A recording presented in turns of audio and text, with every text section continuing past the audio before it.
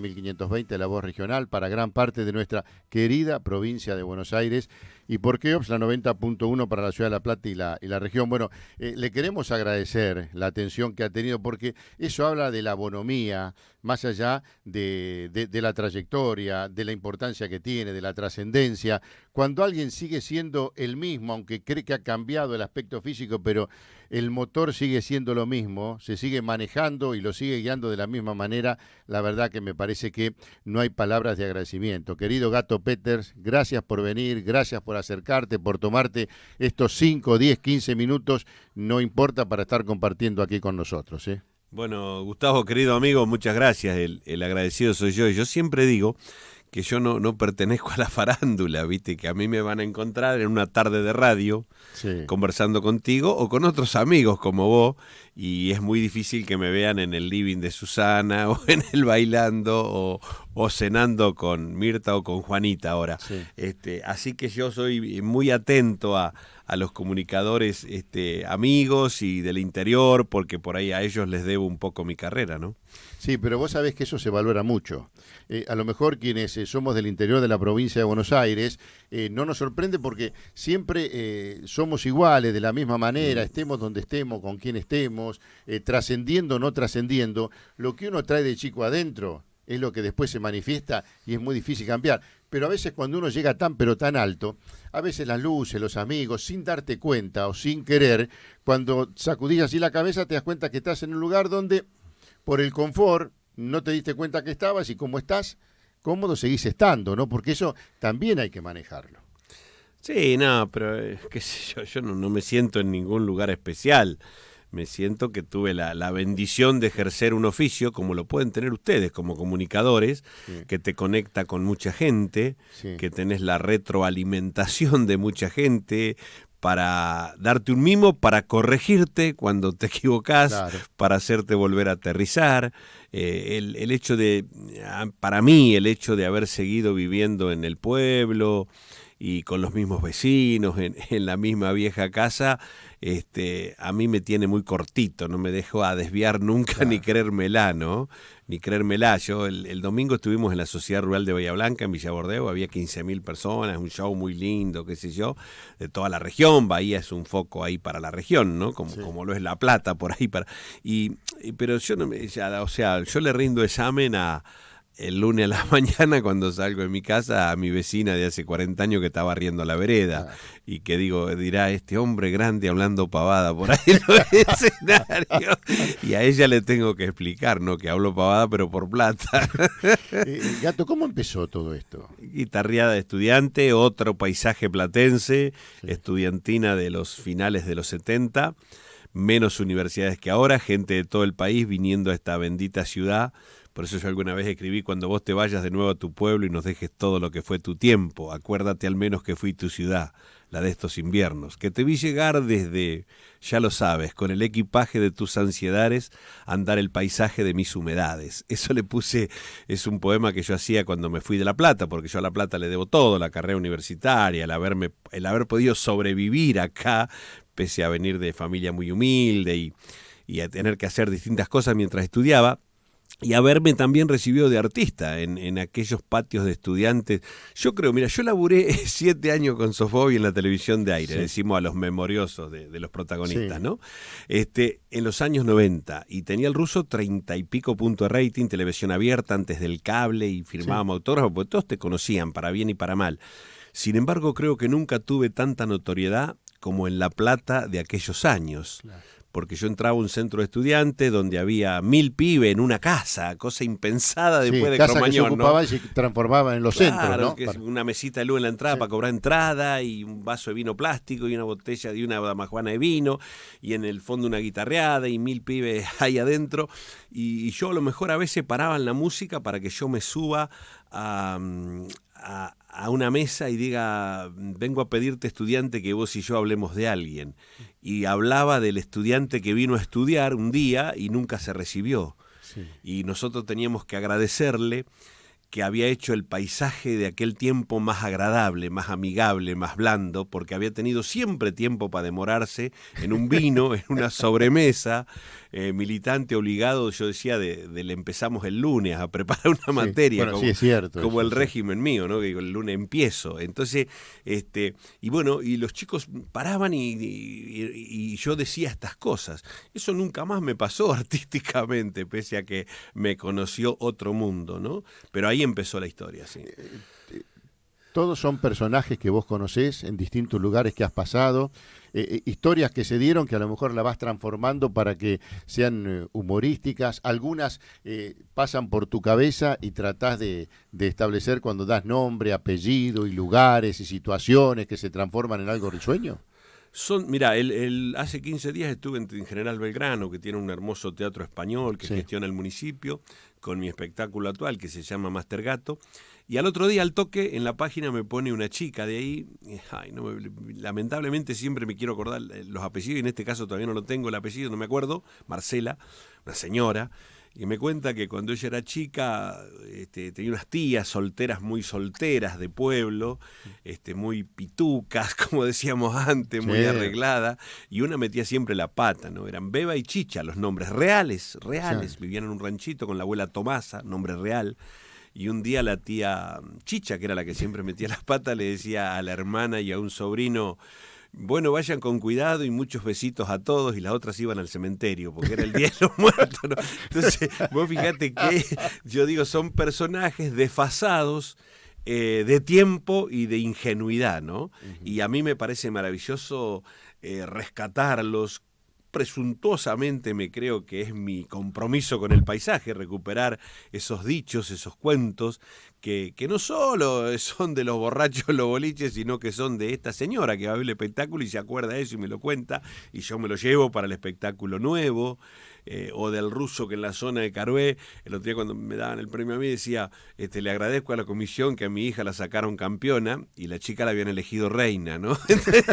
Bueno, campeona de la belleza, pues. Claro. Sí, claro. Entonces, a mí me parece maravilloso, y las historias siempre vienen de la gente. Después uno tiene el oficio de acomodarlas, ponerlas en hilera, decir cuál va primero, cuál va después, cómo juntar dos cosas. Yo hago un cuento de un auto, se arranca, dijo Petringa, pero a ese auto yo le puse al auto del pobre Petringa todo lo que me habían contado de algunos autos parecidos, ¿no? Sí, el auto de Petringa. O fíjate, cuando el auto dice que tenía, los gallos dormían en el baúl, y que la tapa del baúl tenía de pudrición unos agujeros grandes. Entonces cuando salía al pueblo cerraba la tapa del baúl y quedaban los gallos adentro.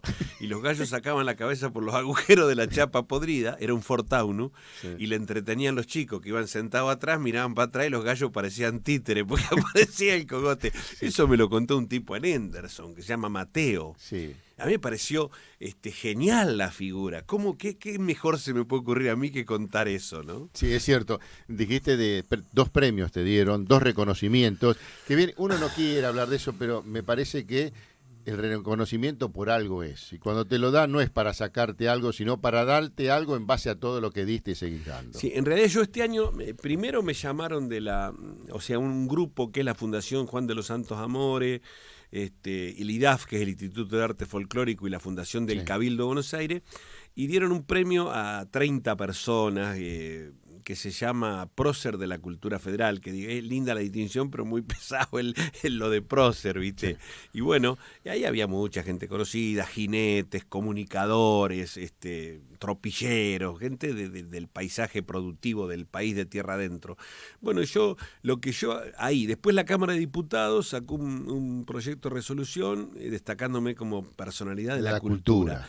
Y ahora la UBA, el Consejo de Decanos de la Universidad de Buenos Aires, me entrega un galardón que se llama Ricardo Rojas. Pero yo lo que iba a la conclusión, esto es porque uno está viejo y te empiezan a volver estas cosas, siempre se debe a algún amigo que lleva tu nombre hasta esos lugares, porque yo estoy seguro que la gente que vota ahí, muchos ahí ni me conocían. En la UBA, el decano de odontología o de bellas artes o de psicología, no sé si sabe que existe el Gato Petre. A lo mejor un amigo llevar el nombre lo obliga a mirar. Pero lo que me parece interesante, que es mi lucha con otros colegas, es de que se tome al humor como uno de los pilares de la identidad. Claro. Esto es lo que puede quedar, no para mí, para los que hacemos esto, para la vida cotidiana de la gente. Me parece que te contaba la otra vez que hablamos, que un gerente de una cooperativa me decía, ya tienen los políticos, los religiosos y los militares quien los nombre y los señale por las grandes cosas que hacen. Y que el nombre de ellos está en la historia, en los colegios, las calles, las plazas.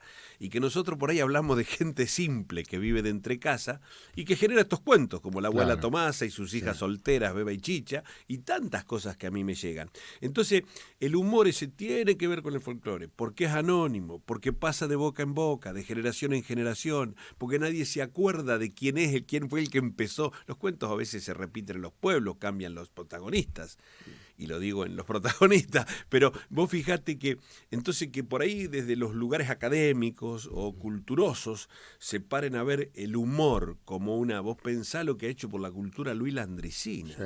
Que es él el papá de todos nosotros, porque Luis abre un camino, lo inaugura, yo lo dije en el agradecimiento, pero vos fijate que por ahí yo valoro eso, ¿no? Que se hayan parado a ver el humor, porque yo dije en el discurso y la televisión pública lo cortó y lo subió, que el humor es el hermano menor de las bellas artes y quizá el hermano no reconocido. Claro. Pero que forma parte de una familia y tiene identidad. Seguro que claro. sí. Y eso creo que es lo que hay que reconocer, pero para eso alguien lo tiene que hacer trascender, alguien lo tiene que llevar. Y para llevarlo lo tenés que buscar o te lo tienen que acercar. Si alguien te lo acerca es porque sabe a quién se lo va a acercar, porque lo va a hacer trascender. Y eso me parece que tiene un valor importante también. Sí, yo también hago un gran esfuerzo por salir, ¿viste? Cuando uno empieza a contar algún cuento o armar algún relato, piensa en su barrio, en el taller, en la peluquería, a donde uno va o en el bar, y después se da cuenta que eso por ahí puede llegar a todo tu pueblo y después a toda la zona, y después te encontrás un día contando lo mismo en la Patagonia o en Córdoba, y la gente escucha. Entonces también hay ahora en mi laburo hay mucho de esfuerzo por ser federal, porque todos entiendan, porque es una falta de respeto a veces contar cosas muy regionales ante público de otras regiones, como hablar en inglés voy yo si hay otro que no sabe inglés. Esto es lo mismo, yo soy muy respetuoso, a veces cambiando una palabra nosotros logramos que se universalice el relato de humor, y en eso soy atento y laburante, ¿no? ¿De qué manera conformás los espectáculos? ¿Cuánto tiempo lo haces? ¿Pueden ir variando según dónde estás? Si alguien te contó no un cuento, sino algo que pasa ahí, que vos lo viste risueño, lo podés agregar, sos de improvisar o es de respetar el texto del espectáculo. No, yo respeto el texto, esto lo aprendí de los teatreros. Los teatreros dicen, a letra sabida no hay obra mala. Entonces el teatro es una vara alta porque las cosas salen como uno las pensó, podés hacer silencios, está climatizado. Yo siempre digo, yo no invito mucho a la gente al teatro porque yo sé que las entradas de teatro son caras. Y yo no fui nunca público de teatro. Yo entré por la puerta de atrás, la que da a los camarines a los 30 Subiste años. al escenario directamente. Entonces, soy muy respetuoso. Digo, no, si a usted le gusta el Gato Peter, escúcheme en YouTube tomando mate y está todo bien. Ahora, si pueden, vayan a un teatro a ver a los humoristas. Porque como nosotros pensamos las obras, salen en el teatro. Uno las piensa para esos lugares. Después va a actuar en un club en Villa no sé cuánto, que tiene techo de chapa y hay una reverb que no te deja hablar, un rebote, como dicen los sonidistas. Pero nosotros, bueno, a ver, nosotros armamos esto. Yo tengo 2 libretistas que colaboran conmigo, sobre todo en las formas, Yo he aprendido mucho con ellos. ¿De qué forma? Por ejemplo, yo para un cuento precisaba decir una palabra muy ordinaria, que no me animo a decirla por radio. Entonces me daba vergüenza decirla en público. Y la verdad que el remate del cuento era esa palabra. Entonces, ¿qué hice? Lo conversamos con el humorista y uno de los libretistas me dice, hacésela decir a un personaje, no la digas vos. Entonces inventamos un personaje en el relato, qué sé yo, en una guitarreada que quería decir un aro y no podía, qué sé yo. Entonces, viste, al final se lo hicimos decir a él y estaba todo el público y yo contra el personaje, ¿me entendés? Eso me sirven los libretistas, además de decir, preciso un final para este tema que voy a hablar de la cerveza, preciso un final para, ¿qué te parece de esto? ¿Se puede decir? ¿No se puede decir? Yo ahora estoy haciendo un monólogo que va a ser se llama Viudas e hijes del tango trans. Pero en realidad, lo que hace es cuestionar al tango por machista. Claro. ¿Me entendés? Sí. que el tango era tremendamente machista. Digo Exactamente. sin ánimo de crítica, porque era un contexto. Yo digo, Claro. siempre no se pueden sacar las cosas de contexto. Era ese Pero momento. desde el humor podemos darnos... Yo era profundamente machista también, por Sí. mi formación. Y Claro. trato, como dice la cultura nueva, de reconstruirme. Y Sí. me cuesta. Adaptarse. Y estoy rodeado por mujeres e hijos que me ayudan, Exactamente. y me hago cargo. Entonces yo desde el humor puedo decir, ponerme a decir, porque el tango es macho, porque el tango es fuerte, tiene olor a vino, tiene gusto a muerte. sí. Muy lindo gusto la comparsita, digo. Yo buen provecho, ¿no? Para mí paso, ¿viste? Entonces desde ese lugar el tema es muy, muy aflojante de tensiones, pero bueno, yo para ser suave y que nadie lo malinterprete y que no se me asuste la gente, me colaboran los libretistas. Y después hay dos caminos, un relato, una cosa que me contaron, ponerla en hilera, 5 cuentos de boliches, Sí. 5 cuentos de camioneros, de la salud, qué sé yo. Ser muy autorreferencial cuando hay Claro. que gastar a alguien. Yo cuento mi videocolonoscopía y la gente se muere, Sí, pero me es lo que me acuerdo, pasó sí, a mí. sí, Entonces, y sí. después hay también temas con los que uno se desafía, que son monografías. O sea, ¿qué pasa con esto de la cerveza? La generación mía, que era una ceremonia de escorchar un vino, sensorial la ceremonia, porque tenía un sonido el sacacorcho, y el olor del vino, Sí. y qué sé yo, y uno se dejaba marear con las vueltas de un tirabuzón, y ahora viste que la cerveza se abre con los dientes, con Sí, el cualquier anillo, cosa, sí, con la en el mesa, borde de sí. la mesa. Donde sea, Entonces sí. yo Se perdió la ceremonia, digo, todo. es otra ceremonia y trato de entenderla, y digo que enfrentar a un mesero en una cervecería artesanal es como hacer un censo, porque hay tantas variedades que tenés Sí. que contestar 60 preguntas, ¿viste? Y hay cerveza chocolatada, Antes honey, era la con rubia, miel. la blanca, la negra, y no había otra más. Ipa, Claro. dale, le digo yo. Y después decía, epa, digo, si te pasaste tienen que llevar a UPA. O sea, ¿me entendés? Entonces hacemos una monografía sobre la cerveza. Y con eso se arma más o menos el repertorio. Pensamos siempre qué cosa va al final, buscamos un título. El espectáculo que viene se va a llamar Alpargato, al pie del humor. Y entonces yo digo en la bajada que nos hemos cambiado, nos hemos animado a cambiarle el género a la alpargata, y que si a alguno no le calza, que le llame alpargate, que está todo bien lo mismo. Claro. Y bueno, y ahí empezamos a desgranar los temas, ¿no? Claro, porque tendría que ser alpargato. Claro, El alpargato y la alpargata. claro, No, claro, más o menos claro. así. Entonces, Hablabas de los libretitas y todo lo demás. Y yo vi en un video, no sé en qué año fue, hace poco, que se despedía Charlie. sí. Quien te acompañó, ¿cuántos años? Y 45, yo 40. llevo 37 años con mi mujer y 45 con Charlie. Te llevas mejor con Charlie que con tu mujer. Y tengo más horas encima, porque nosotros hacemos 11.000 kilómetros por mes de auto, ¿viste? Mamita. Así que, sí, Charlie ya hace rato que le venía dando vuelta al asunto, me decía, loco, me voy. Bueno, aguantó hasta ahora, se fue, yo lo pensé de retirarme, tenía ganas de seguir dando unas vueltas más, creo que, como dicen algunos médicos, no hay que jubilarse, ¿no? En la actividad, digo, Sí, que sí. los límites Hay que son- acomodarse hay también. que acomodarse, el Claro. físico, la cabeza, hasta que ahí me dé, vamos a dar unas vueltas más, así que pagando el derecho de piso de convivencias nuevas, de acompañantes de escena nuevo, pero bien. No sé si tenés más tiempo o no, yo quiero ser respetuoso con No vos, hay problema, sí, no hay, ¿Eh? no hay problema. porque yo creo que el tiempo es fundamental, ¿no? Yo Y, te y el dije respeto. poquito por si me tratabas mal vos, pero ¿Tenías miedo? sí.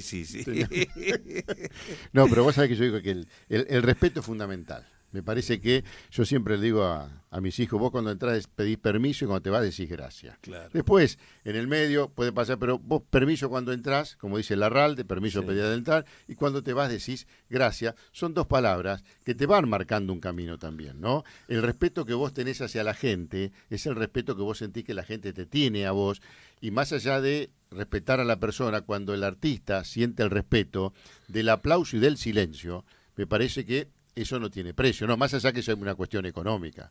Es lo que, cuando se baja un escenario, cuando vos escuchás el aplauso genuino porque te escucharon primero y te aplaudieron después, o sea, te aplaudieron por lo que escucharon, y no aquel que aplaude por aplaudir porque terminó, me parece que ese es un pago que llega al corazón.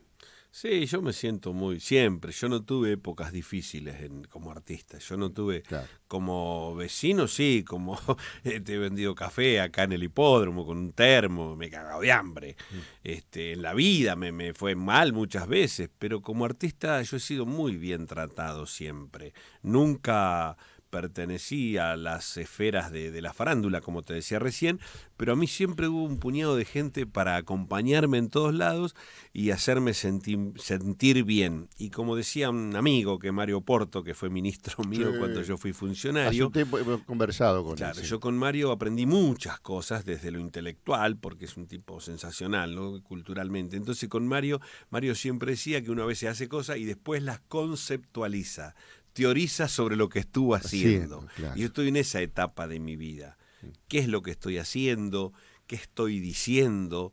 Entonces yo decía en la entrega esta del Ricardo Rojas, yo decía que agradecía el nombre de los amigos que me llevan hasta ahí, pero también celebraba el espacio, porque son los momentos en que uno para la pelota, enjuaga viejas sensaciones, estrena nuevas emociones y también renueva un compromiso con el paisaje de donde viene, con los vecinos. Yo no puedo traicionar a mis viejos que no están y que crecimos en casa alquilada nosotros. Claro, Yo sería un hijo de una buena madre si yo no me acordara de esto todos los días, ¿me entendés? Que yo me crié en casas alquiladas, que a los 10 años ya era cadete de farmacia y después de una caja de crédito. Yo no me victimizo, volvería a elegir mi vida 2.518 millones de veces, pero siento que si yo no lo cuento, estoy traicionando a mis viejos, ¿viste? Que dirían, ¿y de qué se la da ahora porque anda en auto? ¿Me entendés? Entonces, para mí, en mi escala de valores es muy importante, una forma de homenajear mi pasado. Mantener a la raíz de donde vos venís te mantiene firme. Seguro. No te hace tambalear. No. Y vos viste que la raíz es fundamental para todo. Sí. Para alimentarte, para sostenerte, para hacerte más alto, más ancho, y eso me parece que es importante, ¿no? Y yo siempre digo, cuando uno es buena madera, porque siempre digo, no, porque los padres, sí, pero si la madera no es buena, lo que se talla en la madera, o se puede resquebrajar, o se puede doblar con el agua. Ahora, la madera tiene que ser buena también, el hijo, para sostener el tallado del padre. Eso me parece que es fundamental. Son dos cosas que van de la mano. Además, hay que, o sea, yo siempre le escapé mucho al resentimiento, a la envidia. O sea, yo creo que la vida ha sido muy buena conmigo. Cuando vos llegás a esta altura de la vida, todos tenemos muertos en la familia, hechos trágicos, cosas inexplicables, enfermedades. ¿Y por qué a mí? Decidimos todos, ¿cierto? ¿Por qué a este que está cerca a mí? Y bueno, es porque es así. Y también tengo que pensar que yo me levanto todos los días a celebrar la vida, como decía el recordado Héctor Larrea, ¿no? Sí. Me levanto a celebrar la vida. Para mí la vida sigue siendo una fiesta. Tengo ganas todavía de la vida y tengo tanto para agradecer. A mí la vida no me debe nada. Yo si mañana me dice basta, quédate tranquilo que me va a dar miedo como a todo el mundo, pero no puedo decir que la vida tiene una cuenta que la pendiente. vida me debe algo, ¿no? Claro. No, las cosas que me han pasado nos pasan a todos, ¿viste? Y que no tienen solución ni con plata, ni con talento, ni con fuerza. Así que estamos bien, estamos en paz. Cuando el humor forma la autenticidad de uno, eso también ayuda, ¿no? Para enfrentar la vida. Yo creo que sí, yo hago un ejercicio del humor Claro. Permanente. No soy de risa, nadie me va a ver reírme, porque yo me río desde adentro, ¿no? Pero vos pensás que yo por mi edad me crié leyendo la revista Hortensia, La Papa de Hortensia. Del Gordo Cordobesa Conini. era, ¿no? Sí, el Gordo Conini y su esposa Sara y 3 hijos, 3 decía en la tapa, ¿no? Que todavía no existían los staff de humoristas así de escenario, después de Luis apareció. Yo de los 60 leía esa revista, después fui coleccionista de la revista Humor, que también era una forma de leer política en la época mía, y me gusta todo el humor, desde, no sé, Lelutier, el Flaco Varela, que hoy son amigos míos, uno de los Lelutier, amigo mío, y el Flaco Varela, y después también el humor bizarro. Pues yo me detengo a ver cómo hace un tipo para para hacer esto que tiene también es difícil, hay que animarse a decir algunas cosas en público y hacerlas. Así que soy un estudioso de todas las vertientes y un admirador de los que son profesionales de esto, porque es difícil, es una cuerda tendida sobre el ridículo el humor, ¿viste? Te puede caer en cualquier momento. ¿Y qué diferencia hay entre el monólogo y el stand-up, por ejemplo? Ninguna. Los estandaperos son humoristas de costumbre. Claro. Lo que pasa es que yo te hablo de las vías del tren de mi pueblo, porque es lo que yo me llevo por delante todos los días, o del bar de la esquina de mi casa, porque es lo que yo veo todos los días. Y ellos te hablan del champú, que es lo que encuentran en el súper, y del yogur. Me parece maravilloso, porque yo a los 20 años no teorizaba ni pontificaba como ahora. Yo buscaba algo que fuera gracioso para que me invitaran con un vino, a arrimarme una piba o no pagar la entrada. Después empezás como dice mi amigo Porto, empezás a teorizar y a conceptualizar. Y de los estandaperos va a haber humoristas que van a ser los que tienen carácter y definido y apasionamiento por esto, van a ser excelentes humoristas. Otros van a ser actores de comedia y otros van a haber pasado por el stand-up como una terapia. Y en los tres casos me parece bárbaro. Lástima que cuando yo me crié no existía el stand-up. Claro. Vos para ser humorista solo de escenario tenés que ser viejo, gordo, ¿viste? Y tener el bafle grande para que la voz resuene y para que te escuchen. Esto a mí es un género que me gusta mucho el stand-up, mucho. El humor te va a seguir marcando, ¿no? ¿Es difícil dejar el humor más allá que no subas al escenario o no? Sí, la pandemia me enseñó, yo ahora digo, justo, mirá, te iba a preguntar esta eso. propuesta la empezamos antes de la pandemia, digo yo, 45 años antes, ¿viste? Pero, porque viste que todo dice antes de la pandemia, después de la pandemia. Yo empecé antes, pero no sé, 40 por lo menos años antes. Pero vos sabés que la pandemia me enseñó que yo podía vivir sin esto. Y entonces con mi mujer nos pusimos a vender carne de cordero y con la misma pasión con que yo escribo un monólogo salgo a vender un show caro.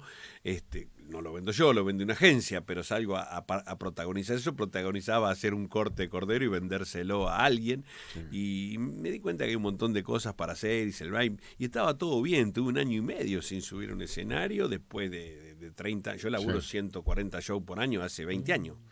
Entonces, y hago 11.000 kilómetros todos los meses de promedio. Casi un show cada 3 días, podés decir, más o menos. Sí, ¿no? Y yo entre viernes hice Pringle, Casbah, Suárez y Bahía el fin de semana. Y ahora me voy a una gira a La Pampa, arranco de miércoles a domingo. Y un mediodía me voy hasta Villa María a hacer un show de esos. O sea, yo así laburo todo el año.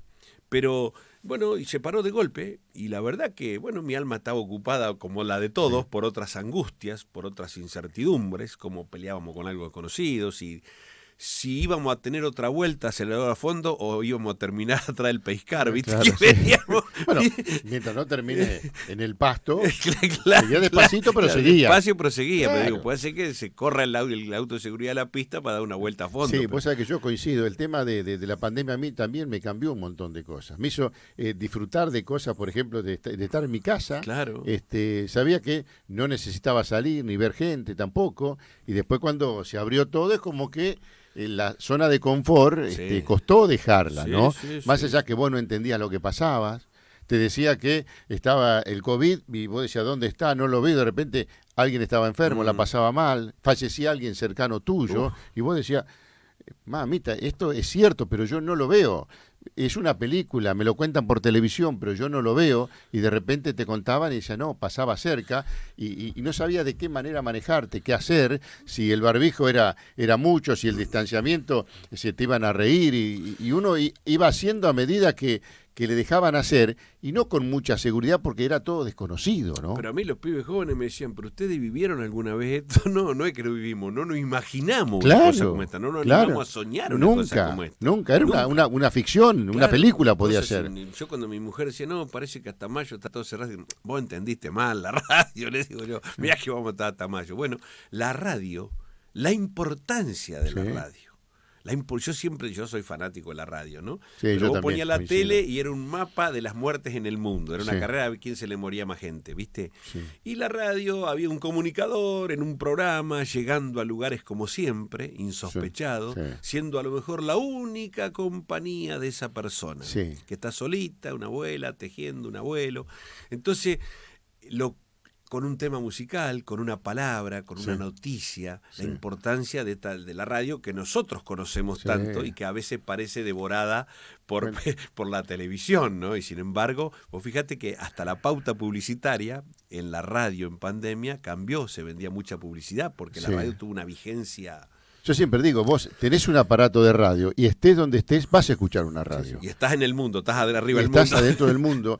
Y yo cuando cuento que en Lincoln nosotros lo que teníamos era la radio, porque allá no había televisión, no llegaba la televisión. Me preguntaban, Carlito Balá. Yo no lo conocía a Carlito Balá.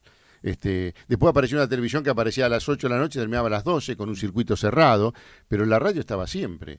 Y uno se hizo escuchando la radio y ya tenía el básquetbol el viernes a la noche, el sábado el boxeo, el domingo la carrera, después el fútbol, y uno se hizo escuchando la radio. Durante la semana vos te levantabas y escuchabas aquello, a la rea, los gritos con Beba Viñola riéndose, y Rina Morán, ¿me entendés? Entonces uno se crió con eso y para mí, como la radio, no hay. Y estaba en mi casa en el campo, porque yo estoy haciendo una elucubración sobre la cocina, ¿viste? ¿Sí? Que la cocina, ahora, viste que la cocina en las casas antiguas y de campo... Era leña. No, la cocina, el espacio. El espacio, sí. Porque todo pasaba en la cocina. Estaba la radio en la cocina y era como un santuario la radio, ¿viste? Estaba la cocina, se cocinaba. Y bueno, en la casa humilde, a nosotros nos bañaban de chico en la cocina. Claro, en un balde, en un fontón. En un fontón, porque estaba calentito. Sí, cierto, este viejo macaneador. No, pero es cierto, entonces, en mi caso también. Y venían visita y se juntaban en la cocina, y las decisiones se tomaban en la cocina, y nos retaban en la cocina. Y vos entrabas a un departamento y no sabés dónde está la cocina. Viste que hay mucho acero quirúrgico, parece un quirófano, la cocina es aséptica. Te da miedo de entrar ahí, a veces te operan, ¿no? Sí. Entonces yo digo, ¿cómo ha cambiado la cocina? Aquella cocina nuestra tan llena de olores, de nostalgia, de sonidos. Y de calor. De calor. Cuando vos abrías la puerta, estaba en la cocina, hacías así y ya estaba feliz. Sí, yo me acuerdo de eso, que te bañaban en un fuentón con una palangana de aluminio, media bollada ya, porque tenía un montón de golpes. Sí, me acuerdo. Y los fuentones se reparaban. Los fuentones eran de zinc y los reparaba un zinguero que se le decía tachero, que arreglaba tanques de nafta, radiadores de auto y reparaba los fuentones. No existía el plástico. Doña, no, para eso no. El plástico vino con un mundo de colores a transformar todo, porque antes era todo monocromático. Sí, o gris, o medio oscuro, si la chapa era más negra, más gruesa. Así es. Sí, eso es cierto, eso es cierto. ¿Qué están hablando de estos viejos? Va a decir no, pero vos sabés que yo cada vez disfruto más de hablar de eso. Cada vez recordar, no sé si porque uno estará siendo más viejo que, pero disfruto más de esas cosas. Y vos decís, sé que no van a volver, pero yo disfruto en hablarla, porque yo cuando las hablo las veo. Y es como volver a través del diálogo de esos momentos que uno tenía, ¿no? Esa casa tipo chorizo. Por ejemplo, nosotros teníamos una casa en Lincoln que la pared era 45. Claro. Y la puerta tenía una llave más o menos de 20 centímetros. Y vos le hacías, y tenías que empujar. Después, viste, tenías que prepararte con el hombro para pegarle para que abriera. Porque si no, no abría. Se llovía en todos lados. Cuando llovía vos no podías salir de la pieza porque había como una alguna en el hall. Se ponía balde para las goteras. Claro, se ponía balde para las goteras. La corriente era alternada, no era continua, que apretabas un botón y salía el de abajo. Y los cables tenían esa cosa de tela, ¿no? Claro, pegajoso. Se ponía pegajoso, de sí. No, pero vos sabés que hay una frase que a mí me parece genial, de la genial Mafalda, que dice, al final, cuando no teníamos ecología, estábamos mejor, ¿viste? Como si la ecología se hubiera inventado. Pero yo rescato algo de Galeano, que cuando no existía el concepto de ecología, había una separación natural de residuos que ojalá la pudiéramos aprender hoy. Las obras orgánicas se le volcaban a las gallinas. Sí, me acuerdo. Tenían gallinero. Se le volcaban a las gallinas. Sí. Y lo otro se sacaba en un tacho que se lo llevaba al basurero. Se clasificaba los residuos naturalmente. Sí. Y hoy hay que hacer fuerza para culturizar y ponerle bolsas de colores y los municipios mentalizarse de manejar una planta de clasificación, cuando en cada casa, lo dice Galeano, naturalmente el residuo se clasificaba. Y en cada casa había animales. Nosotros teníamos un ternero, un toro, el titán, teníamos un caballo, teníamos la chancha para hacer la carneada en julio, y después en un momento teníamos criadero ovejero alemán con mi viejo. 32 perros. Pero él, como decía, es para el hijo, dejáselo. Pero había pagado, me acuerdo, una perra $2.000. Claro. Y si no puede pagar, dejáselo. Bueno, te puedo asegurar que creo que no vendió ningún perro de todos los que tuvo. Claro. Entonces cuando vos decís, y yo soy igual, cuando vos no nacés para el negocio, no nacés para el negocio. Yo siempre digo, si yo tuviera que estar en un negocio, tengo que estar en la cocina, no puedo cobrar. Si vos y yo hubiéramos nacido para el negocio, no estaríamos hablando acá ahora. Claro, y estamos haciendo cosas más productivas en plata. Exactamente. Seguramente. No, pero es cierto. Es cierto, alguien si vos que hacer un negocio, yo también la cocina. Claro. Cobrar, y si viene alguien y te dice, no, ahí llévatelo, ¿qué te voy a cobrar? No, claro. Es un arte y hay que respetarlo también. No, seguro, pero por eso mismo, yo siempre respeto lo que no puedo hacer. Claro. Porque si yo no lo puedo hacer, quiere decir que hay alguien mejor que lo hace. Claro. Así que bueno, Gato, no te quiero tomar más tiempo. Sé que te excediste un poco más del que tenía, por eso te lo quiero agradecer. Y sabés que acá siempre vas a tener un micrófono abierto para lo que seas y un lugar en La Plata cuando vengas, si querés estar también. Casa, cama y comida tenés. Bueno. Plata no hay, y si no pedimos. No, yo estoy muy pegado a La Plata porque tengo un hijo y un nieto acá. El único Upa. nieto que tengo es de Platense. Así que vengo bastante seguido y cuando me llamaron los chicos para hacer una telefónica dije, no, voy hasta el piso. Sí, por eso yo te lo agradezco. Así que te lo agradezco mucho. No, yo quería verte además porque habíamos hablado largamente en una nota el año pasado, Sí, con sí, la pandemia, sí. Y no habíamos, una vez que yo tenía una presentación en Chascomús, me acuerdo, Sí. yo estaba en el campo, pero hoy quería venir personalmente, hoy podía hacerlo, así que para mí ha sido un lujo y te agradezco el afecto de siempre y el poder caminar con estos temas que hoy son tan descontracturantes. Vos sabés que a veces yo me río de la gente, ¿no? Pues salgo al escenario en Bahía el domingo y le digo, voy a hablar de política. Y la gente se pone, ¿viste? Se crispa. Y le digo, sí, de cuando el Vasco Echeverri en mi pueblo venía del campo al pueblo viajando por la cuneta porque decía que el asfalto lo habían hecho los peronistas. y la gente se empieza a reír. Digo, y de cuando, para equilibrar la carga, y de cuando el viejo Rato, recero militante, peronista de alma, a los 96 años se afilió al radicalismo porque él prefería que se muera un radical y no un peronista. Y la gente se vuelve a reír. Le digo, ¿vieron cómo podemos reírnos de la política sin caer en la grieta? Sí. Inmediatamente la gente aplaude. Bueno, Desde ahí está pensada la propuesta. Eso ayuda mucho. Claro. Me parece que eso ayuda mucho porque marca cuál es el camino. Difícilmente de implementar a lo mejor en altas esferas, ojalá en algún momento sucede, pero de eso se trata, no de un lado o del otro, por el medio. Claro. Todos juntos, uno más adelante, más atrás, cada uno haciendo, pero tratando de marcar un camino hacia adelante por la línea del medio. Y además teniendo en cuenta que siempre tienen que existir dos orillas. Sí. Se llamen como se llamen, porque hay nombres que cayeron en desuso, Sí. o culturas, o escuelas, pero siempre tendrá que haber dos veredas. Exactamente. Siempre tendrá que haber dos polos en el mundo, en la Sí. vida, es así. Y entonces no hay que crisparse demasiado, pensar que el de enfrente podría estar en tus zapatos y viceversa. Sí, es cierto. Y bueno, y desde ahí pensar todas las cosas que nos pasan desde una manera más descontracturante, más constructiva, ¿no? Yo creo que pasa por escuchar. Me parece que escuchar es importante, pero no escuchar para convencer que lo que me dijiste está mal, sino para ver si vos me podés convencer a mí, y si lográs convencerme yo me tengo que sentir mejor porque crecí de un paso adelante y reconocí que estaba equivocado, y eso me parece que al ser humano lo enaltece también. Ojalá. Ojalá. Bueno, Gato, gracias. Un abrazo enorme y bueno, ojalá te tengamos más cerca por acá. Las casas están abiertas. Ahora, mira, está por salir el disco número 30 mío, ya lo Sí. grabé. Tengo que ir a poner los títulos el martes a Tres Arroyos porque mi técnico graba en vivo. El técnico de mi disco era mi hermano. Mi hermano se mató en un accidente hace unos años. Entonces, tenemos un técnico ahora en Tres Arroyos que cuando voy a hacer la actuación en el Teatro Municipal de Tres Arroyos nos graba en vivo, sí, con toda esa parafernalia que tienen los técnicos y los sí, tecnológicos. Y después vamos nosotros, lo editamos en la mesa. Cuando yo me como una S, viste, traen una S de algún archivo sí, y se la agrega. Viste que ahora hacen esas cosas los sonidistas, viste. Extraordinario. Y yo digo pa y le ponen para, viste. No sé cómo hacen, pero. Y voy a terminar el disco el martes y en poquitas semanas el disco va a estar en la calle, mi disco 30, así que ese te lo voy a traer personalmente. Dale. Los discos van a las plataformas, van Sí. a YouTube, a Spotify, son virtuales, pero yo hago 100 discos para los amigos comunicadores. Te lo agradezco. Así que te voy a traer. Te lo agradezco en serio. Te lo agradezco en serio. Y en algún momento nos podamos juntar a comer un asado. Bueno, eso sería más interesante. Sí. Y yo, No precisamos asado, nosotros estamos bastante bien nutridos. Sí, pero bueno. No, pero para demostrar que lo sabemos hacer, nada más. Y ya que está hecho, ¿lo vamos a comer, Gato, o no? ¿O lo va a dejar ahí, que se ponga feo? Seguro, no, ni hablar. No, bueno. Gracias, Gato. Chao, querido. Un gusto. Te quiero mucho y cuídate y lo mejor para vos y para toda la gente que te acompaña. 17:43 minutos, seguimos siendo protagonistas por AM 1520, la voz regional Radio Chasco Music, EOPS 90.1 para la ciudad de La Plata y la región. ¿Dónde iremos a parar? Decía un abuelo en San Pedro. Venía en la silla de ruedas cuesta abajo en la barranca. ¿Vos sabés qué? Lo habían soltado los nietos, porque hay chico incorregible y hay viejo insoportable también, Un viejo en Saliqueló decía que él era capaz de meter 8 litros de gasoil en un bidón de 5. Él decía, entrar entra, pero hay que saberlo acomodar, dice. Parece. A los que tengan bigotes, recuerden que las tostadas se las come al revés.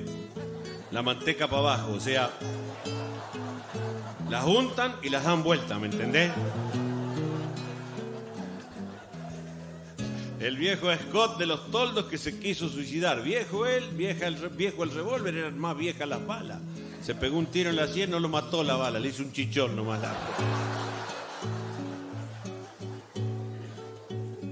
Coco Legrand hace en Chile un espectáculo de teatro, se llama Viejos de Mierda. Nosotros, con el Charlie, viejos ladrones, se lo queríamos chorear y traerlo para acá y ponerle viejos chotos. Sería autorreferencial, hablaríamos de nosotros. Viste que el stand-up es así. Ahora los stand-uperos te cuentan lo que a ellos les pasa cada vez que van al súper con el champú, el yogur. Bueno, a mí lo que me ha pasado en la vida y por encima me pasó. Viejo pero actualizado, Hace poco me hice una videocolonoscopía, no sé si saben de qué se trata. Le digo a los más jóvenes, te entran por la entrada de servicio con una cámara para mirarte el colon, que es una parte del intestino. Yo subí ese video a las redes. 136 me gusta tenía hoy a la mañana. Y no les cuento la previa porque fue un trago amargo. Vos sabés que me dieron un purgante que si vos no lo tomaste, yo no te puedo explicar lo que es. Cagué por la Superliga. Vos sabés que yo no era consciente que un cristiano podía cagar de esa forma. Con furia, a mansalva, a fondo blanco. Vos sabés que después fui a que me lo hagan el estudio. Vos sabés que me dieron un camisolín con un velcro acá. Parecía un Fiat 600 tapado con una servilleta. Vos sabés que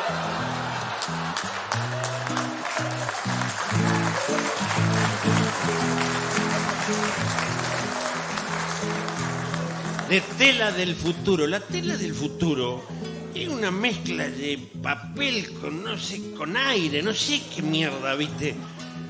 Al menor tirón, atisbo de acomodarlo, tironeo así se deshace y quedás en culo adelante de alguien, ¿viste?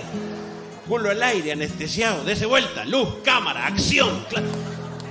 Se ve que para mirarte adentro los tipos te inflan, así que salí de ahí con complejo de suflé. Vos sabés que iba rebotando en el pasillo, che. Y tenés que tener cuidado cuando salís afuera para dónde querés ir, orientarte bien, ¿viste? Porque donde le aflojás al aire comprimido ese, vas a salir propulsado, impulsado. A los pedos vendría a ser, ¿no?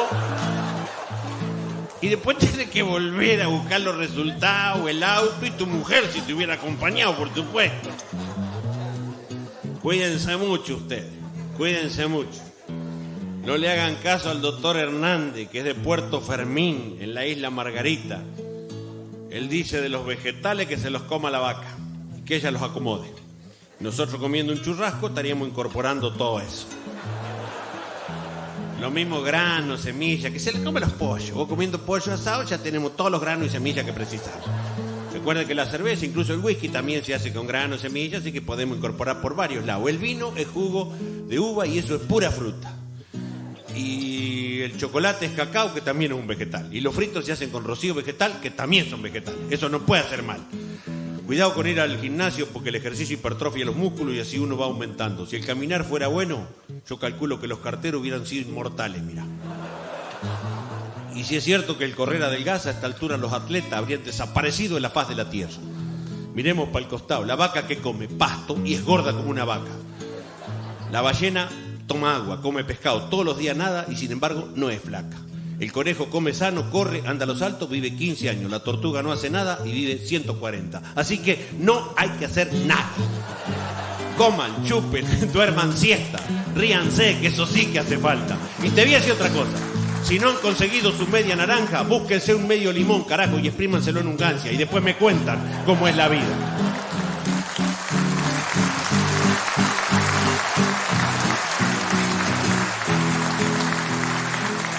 Te encargo el ácido úrico. Decía un parrillero en Bunge, la pastilla de la gota, la pastilla de la gota. Y saltaba en una pata y se le había quedado una brasa prendida dentro de la bota de goma. Los hombres, cuidémonos, que es bastante más simple. Se salgan a miar en ayuna, temprano al jardín. Si se juntan las hormigas porque tiene diabetes. No es. Si se amea los zapatos le está fallando la próstata. ¿Cómo le vas a errar? Si el humito que sale el pis tiene olor a churrasco, está alto el colesterol, hermano. ¿Cómo te vas a equivocar? Sacudiste, te duele la muñeca, tenés artritis. Y si volvés sin guardarlo con el amigo afuera, estás haciendo un Alzheimer, hermano. Por lo menos orientativo es. No le podés errar, ¿me entendés?